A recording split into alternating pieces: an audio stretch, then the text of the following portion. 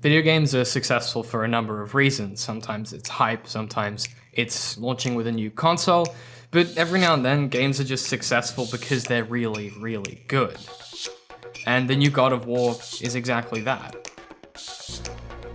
Leave my home. You are going to have to kill me for that to happen.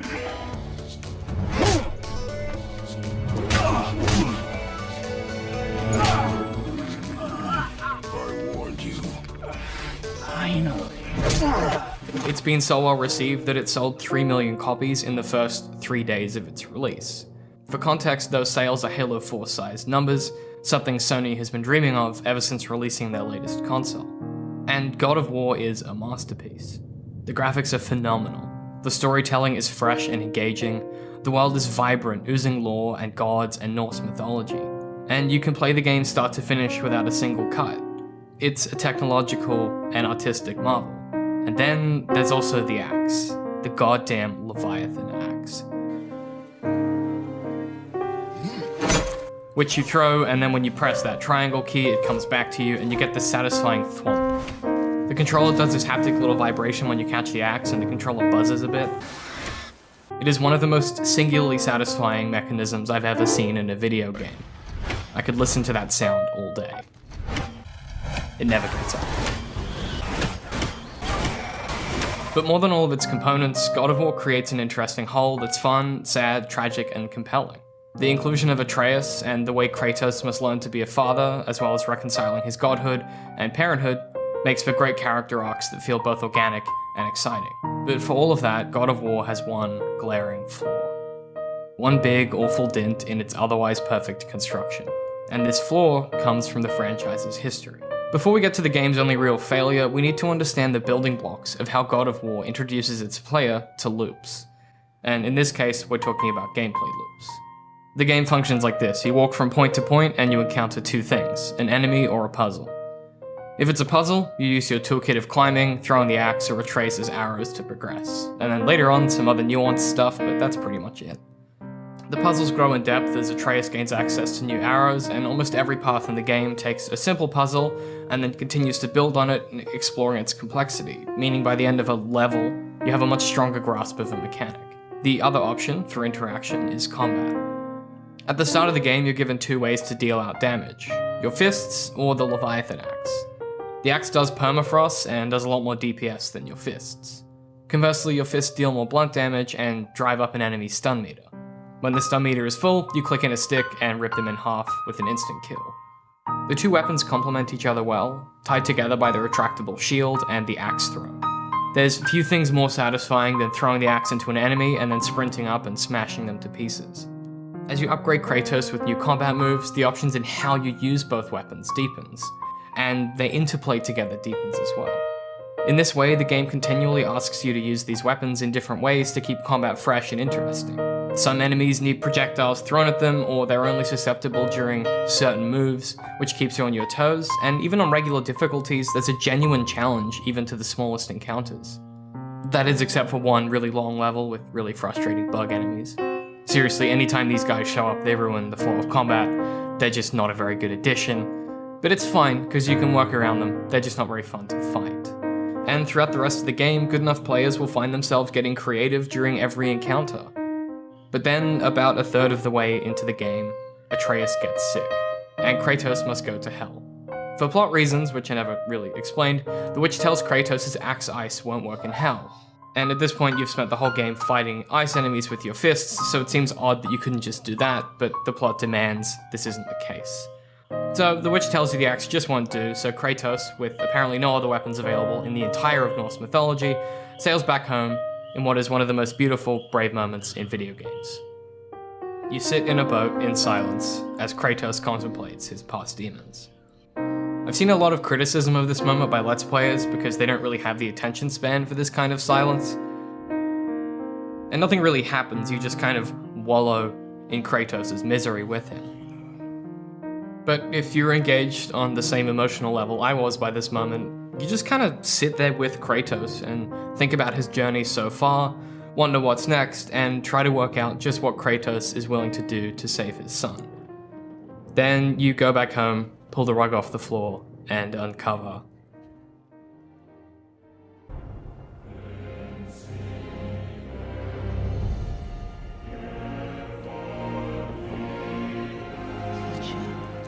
husband, father. But there is one unavoidable truth you will never escape. You cannot change. You will always be a monster. I know. But I am your monster no longer. Because really this is the culmination of Kratos' failure of Atreus, his past demons, and the creeping realization that he will always be a monster. Only now he's a monster of his own choosing, worse than being someone else's pawn. And people just get excited by this. They see the swords and get really pumped. Oh shit! Oh my god! No fucking way! No fucking way!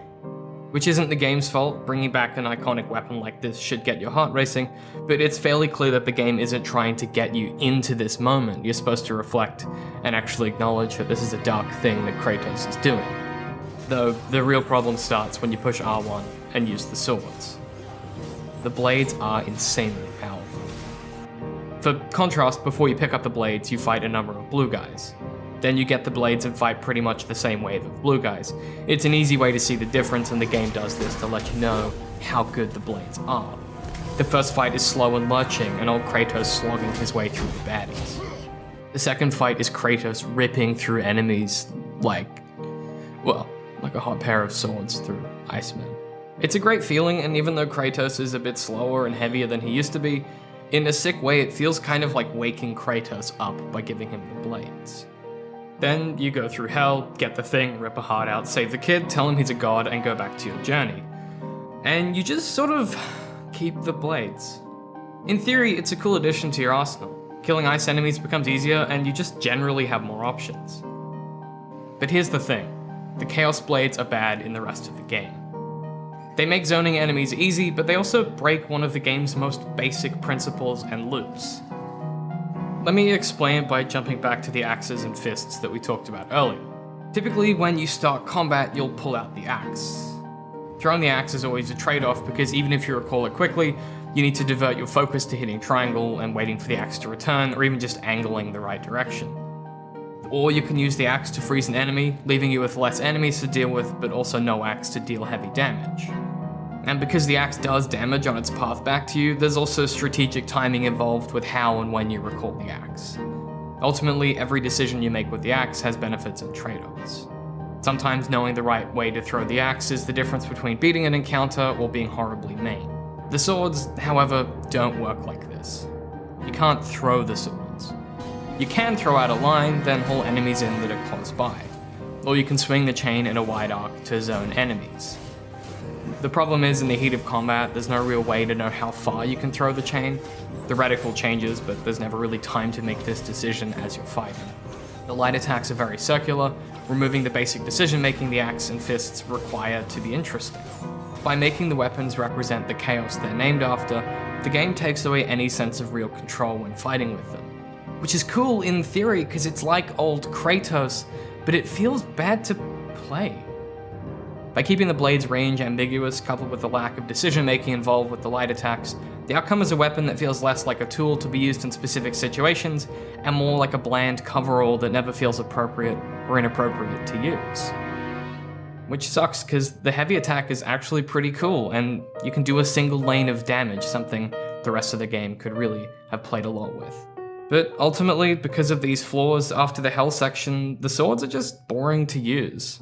Aside from a few bosses that make really valuable use of the difference between fire and ice damage, the swords feel tacked on at best, and at worst, a distraction that you don't want to use. For contrast, when you get the bow and arrow in The Last of Us, it becomes a valuable part of your arsenal that saves you as much as everything else you carry. It also has a very specific use case for when the bow is a valuable tool to implement. You know the exact kind of situations when you want to use it. In God of War, the swords are just kind of there the whole time, and you can use them, I guess. They do a bit more damage to the flying bug people, so that's kind of a relief. But otherwise it feels like they put the swords in because the other God of War games had the swords. And that's not necessarily a bad thing. The battle rifle in Halo 4 is one of the best parts of the game, so grandfathering inclusions from previous titles isn't always a bad idea, but it has to be done for a really good reason. An example of how God of War does this well is Spartan Rage. Spartan Rage is built up over combat and gives you a burst of speed and stagger damage, letting you beat enemies to a satisfying pulp. It's also used throughout the story, integrating well with the cutscenes and Kratos' struggle against his own nature. Spartan Rage is even used later in the story when Atreus is struggling with his nature. Equally, the axe turns out to be given to Kratos by his late wife, adding a lot of emotional impact to events that follow in the story and proceed, and explains Kratos' protectiveness around the weapon when it comes to the dwarves.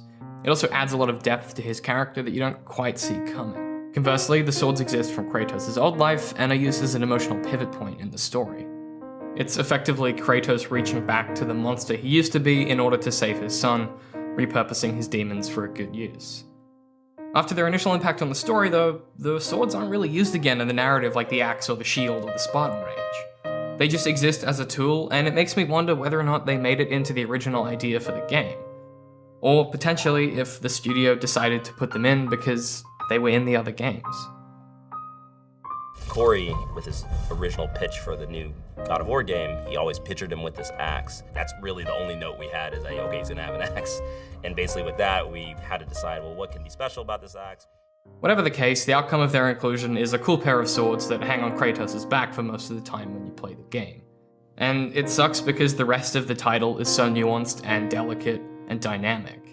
Ultimately, God of War is a masterpiece, and if its biggest failure is a mediocre weapon, it's no wonder so many people love this game.